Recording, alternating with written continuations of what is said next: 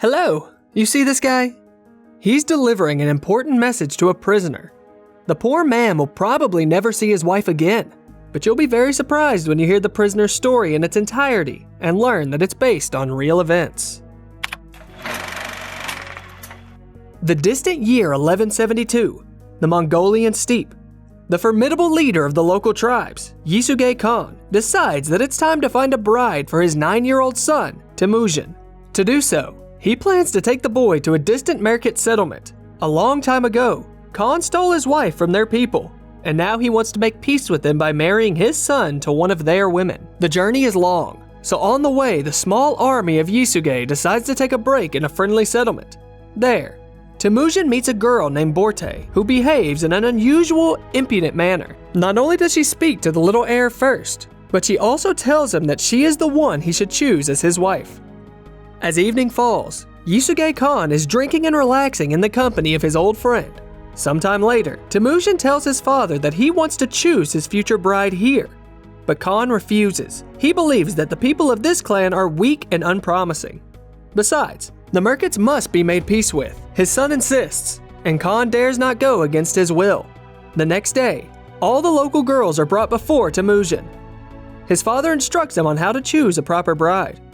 The boy walks around the candidates several times, but actually only pretends to be contemplating.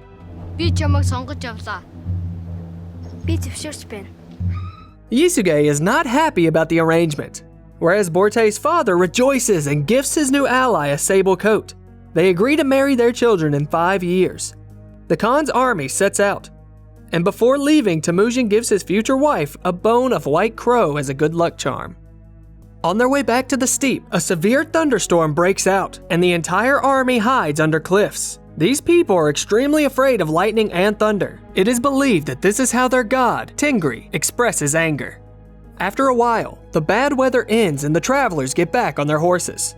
However, the searing sun soon wears them out, and they decide to stop for a rest. Yisuke's advisor warns him that members of an enemy tribe are resting in the same place. But Khan is certain that they will not spill blood for no reason. Therefore, he gratefully accepts a cup of milk as a gift from the other tribe and offers them a gift of his own in return. Khan's lieutenant discourages him from drinking, for it may be poisoned. But Yisuke does not want to break the custom. He drinks the milk, and the chief of the army across from them does the same. Turns out, the advisor was right after all.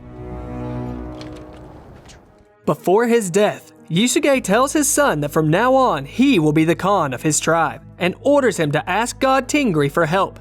Once at home, the young Khan's army discovers that they have been robbed by Targutai, the leader of the Taijuts, who had long had a grudge against Yisuke. His men took the cattle and set fire to the houses, and Targutai himself wanted to kill the young son of the enemy as well. But Temujin's mother stopped him. Then Targutai says that he will wait until the boy grows up and orders to put wooden boards around his neck. This is how the young Khan spends many agonizing days. He cannot drink, eat, or even swat away flies on his own. All he can do is accept care from the local man who looks after him. One day, however, when Targutai comes to measure Temujin's height and demands that he be fed more, the boy realizes that he cannot live like this anymore. He runs away from the tribe and comes to the place where the god Tingri is worshipped. There, he asks the god for help and is freed from the bonds. The young warrior sets out on a journey. Many times he finds himself face to face with death, but survives nonetheless. And when 14 years pass, he decides to finally meet his enemies. But first he must take his beloved Borte, as he has promised. Temujin and his future wife go to his home village. The young Khan's mother is delighted by her daughter-in-law, and they finally begin to live a peaceful and happy life together. But the peace does not last long. One night, the settlement is attacked by a fierce, masked army. It turns out that it is the Merkits, who have come to take revenge on Temujin for his father's old sin and kidnap Borte. Failing to find the young couple in the settlement, the warriors set fire to the local dwellings and set off on the trail of Khan and his bride. They soon catch up with Temujin and Borte while they are resting in the steppe. Khan and his bride hastily jump on their horses and flee from the pursuit. But one arrow still strikes Temujin, and he falls face down on his horse. Borte sees the enemies approaching and decides to sacrifice herself. She lashes her husband's horse with a whip, sending it home, while she herself surrenders. Temujin's horse, meanwhile, finds its way home. He soon recovers from his injury and pays a visit to Jamuka, with whom they have been friends since childhood. Khan asks his comrade to help him steal his beloved from the Merkit's lair. The latter first scoffs at his friend and says that the Mongols do not fight over women, and it would be better if he could simply find a new one. But he sees Temujin's deep sorrow and agrees. They decide to schedule the campaign for next year, as it should be more favorable for military conquests.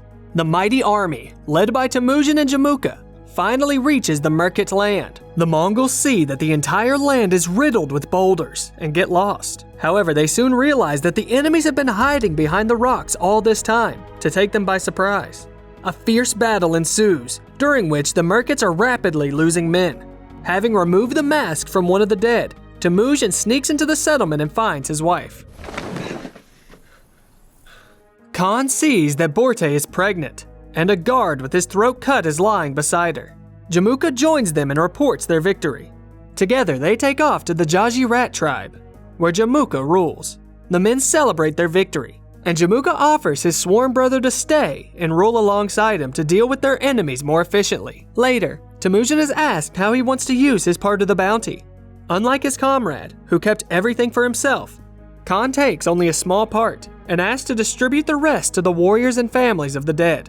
This impresses the troops, for no one has ever treated them with such generosity before. However, after Borte tells her husband that ruling together is not a good idea, Temujin leaves the settlement by daylight and takes some of Jamuka's warriors with him. Temujin's comrade is enraged by this insolence and follows him. He asks the Khan why he took away part of his army. Temujin replies that it was the will of his subjects, and according to Mongol traditions, he cannot argue with it.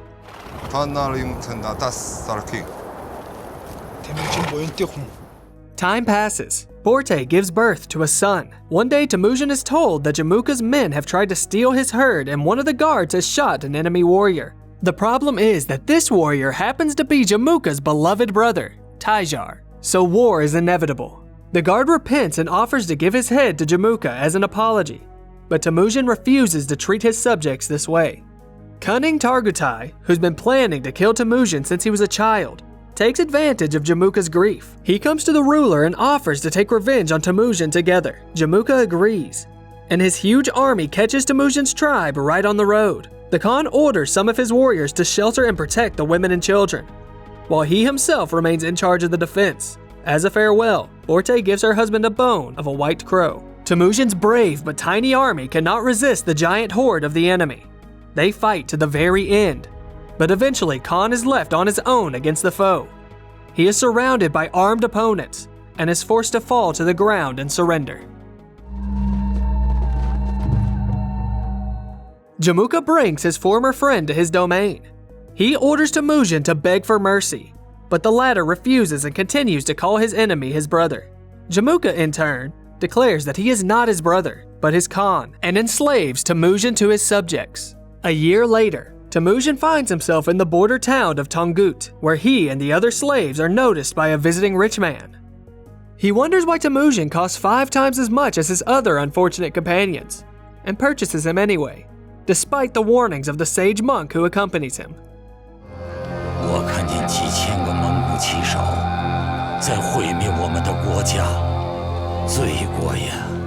The slave owner takes Temujin to the Tongut kingdom, where he builds a prison just for him. Khan sits there all alone with little to no food or water, and the ruthless sun burns his skin.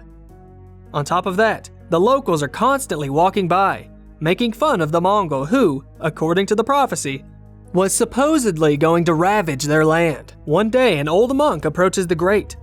He asks Temujin not to destroy the local monastery when the terrible time of conquest comes. In turn, the Khan asks him to kill the guard at night and give him the key to the cage. The monk refuses, as it goes against his religion. Temujin asks that a messenger be sent to Borte with a white crow's bone. The monk asks the messengers to complete the request, but they refuse, as the Mongolian steppes are too dangerous. So he decides to fulfill the mission himself. The old man travels through the desert for a very long time. Eventually, the sun overcomes him and he falls to the ground, dead. However, the house of Borte, who has already given birth to a daughter during her husband's imprisonment, is not far away. Borte sees a merchant from Tongut in the desert and asks him to take her and her children with him. He reluctantly agrees. Soon, she reaches the city and disguises herself in local clothes. At night, the woman arrives at the prison and bribes the guards. They say that the bribe is not good enough, so she puts a knife to the throat of one of them. The guards run away in fear, at which point Borte tosses her husband a weapon through the bars of the cage. Temujin is freed from the shackles and escapes from the prison. The four of them get into a carriage and ride to the shelter, where they have dinner and spend the night.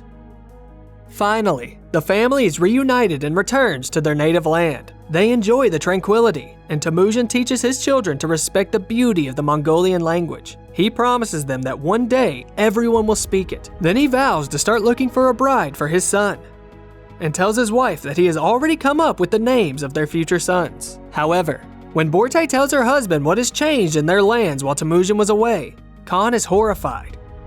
He learns that his fellow tribesmen now kill and rob, and do not even spare children. All of this brings Temujin back to Earth, and he orders Borte to take the children and return to his native settlement. The girl is upset that they have to part again, and so soon.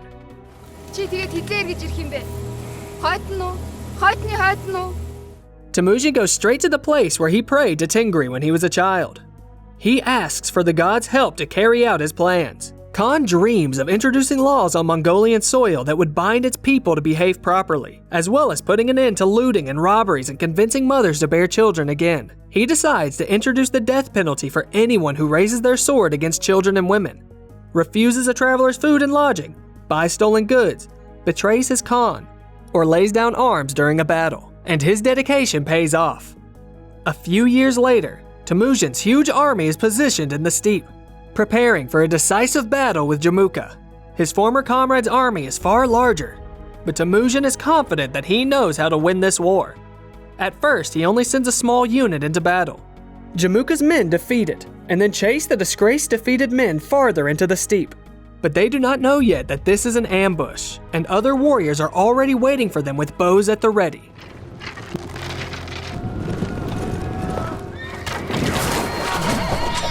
Next, Jamuka gives his remaining troops an order to attack.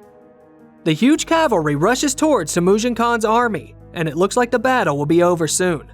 However, this is where God Tengri, whose help Temujin so earnestly asked for, comes to aid. The sky is covered with black clouds, and a fierce thunderstorm erupts over the battlefield. The warriors of both Khans are scared to death of thunder and lightning. They fall to the ground and cover themselves with their shields. Temujin's subjects, however, notice that their commander does not even flinch, and continues to stride across the field on his horse. The leader's fearlessness inspires his subjects, all the more so as Khan has taught them never to lay down their weapons on the battlefield. The warriors chase away their cowardly enemies and win.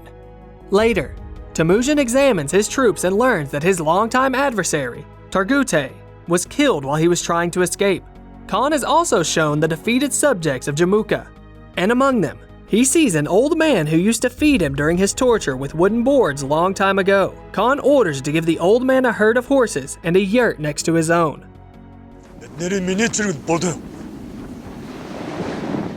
Next, Khan goes to see Jamuka, whom his warriors have taken prisoner. His former companion kneels before him and tells him that he is no longer a Khan. Temujin replies that he is ready to forget everything, but his enemy declines. He says it's already too late, and the most logical thing to do would be to kill him. Now it's Temujin's turn to refuse. He gives Jamuka his horse and asks him to leave in peace. Temujin's people celebrate their victory, and Temujin himself tells Borte that now he has to finish what he started, promising that he will always return home. Years later, Temujin is named Genghis Khan, ruler of the Mongols. He conquers half the world and eventually wipes out the Tongut kingdom, leaving the very monastery that the old man who saved him was so worried about in peace.